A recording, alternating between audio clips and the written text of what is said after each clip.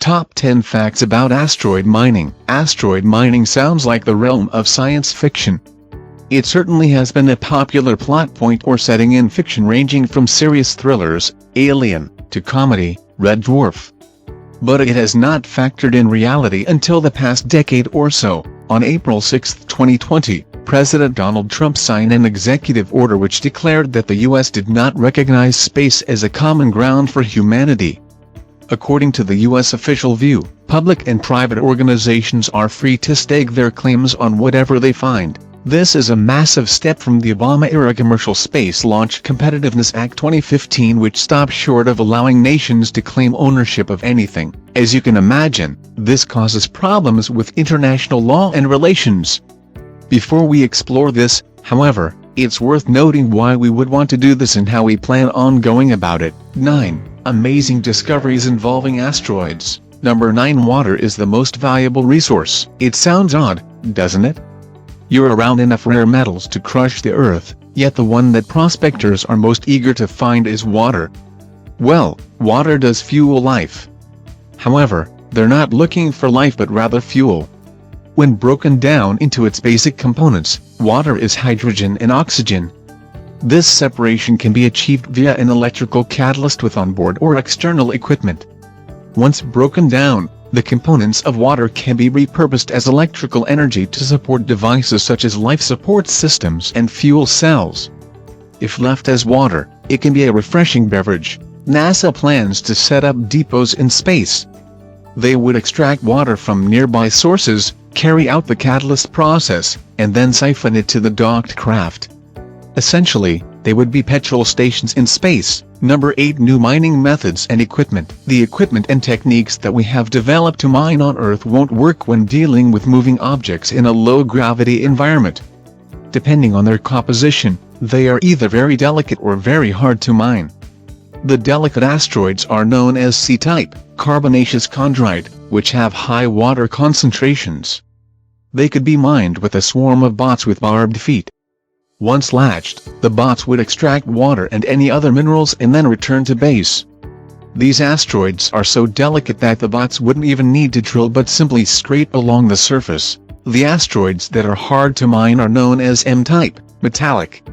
They present a bigger challenge because they are essentially hunks of solid flying metal. It may be simpler to magnetically drag them closer to Earth for processing. Number 7. It would lead to us colonizing the solar system. The asteroids dragged closer to Earth would be processed in space, on the Moon, or on other planets. This would allow these resources to be refined before they were returned to Earth. More importantly, they could be used to build new colonies and sustain existing ones. The industry surrounding asteroid mining would create the first permanent human populations outside Earth. Rick Tumlinson, chairman of Deep Space Industries, sums it up: "We will only be visitors in space until we learn how to live off the land there." Microgravity Foundry has developed heavy-duty 3D printers that can function in zero gravity. These can be used to build communication devices, solar panel power stations, and, as more resources are harvested, whole colonies. Number 6. The market values are insane. Distances in space are measured in numbers that the human brain can't really comprehend and put into perspective.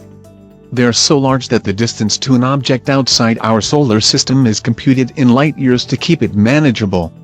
A light year measures how far light travels in 1 year, which is approximately 9.46 trillion kilometers, 5.88 trillion mi. Within our solar system, distances are measured in astronomical units, AU. 1 AU is the average distance from the Earth to the Sun, which is approximately 150 million kilometers, 93 million mi. That's a smaller unit but still hard to code. Now try to imagine $1 quintillion. We'll abbreviate quintillion as QT. That's 1 million trillions, which is enough money to buy the entire world economy and not even make a dent in your net worth. Messalina, the cheapest large minable asteroid, has been valued at a measly $1.07 QT. The most expensive is Davide at $26.99 QT. That doesn't include all the smaller minable asteroids outside the top 50, whose total number of zeros would most likely take us over the word limit for this section. Number 5. It will change the economy. The De Beers Corporation once had a monopoly on diamonds that allowed them to control the market. It was a way to keep prices high and see their profits soar. Now imagine if you brought $1 quintillion worth of diamonds back to Earth. Supply would be much higher than demand, and the value of diamonds would plummet. McDonald's could give them away in Happy Meals and not lose money. This is wonderful news for us consumers. However, this isn't great for businesses and countries that heavily depend on these materials for economic success. The African continent, which has 30% of the Earth's mineral resources, has huge industries in cobalt, gold, and platinum. The ultimate effect of space mining on such industries is hard to calculate. It depends on the costs of mining asteroids and transporting these minerals to Earth. Maybe the better markets for asteroid miners will be in space. However, if space mining introduces more competitors to Earth-bound industries, it would force mineral-producing countries to change their economies overnight. Many countries may not be able to afford a space program to find new resources. This could also strain international relations. Then again, if prices fall too far, it probably won't be profitable for asteroid miners to sell their products on Earth. It's too early to tell how this will work out on Earth. But asteroid miners should have an advantage when selling in space unless their Earthbound counterparts find an effective way to compete.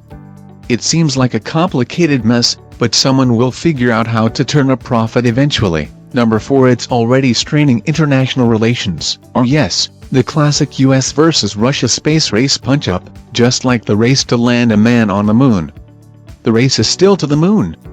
This time, however, there is no communism, just plenty of Putin. Russian space agency Roscosmos issued a statement, saying in part, attempts to expropriate outer space and aggressive plans to actually seize territories of other planets hardly set the countries on course for fruitful cooperation.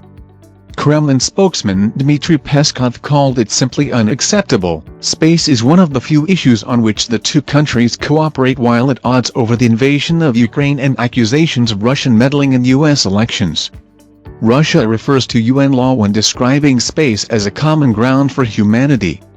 However, the laws are not as clear-cut as Russia makes them out to be. Number 3. Problems with international law. The 1967 Outer Space Treaty, which was signed by the US, the UK, and the Soviet Union, includes the principle that outer space is not subject to national appropriation by claim of sovereignty.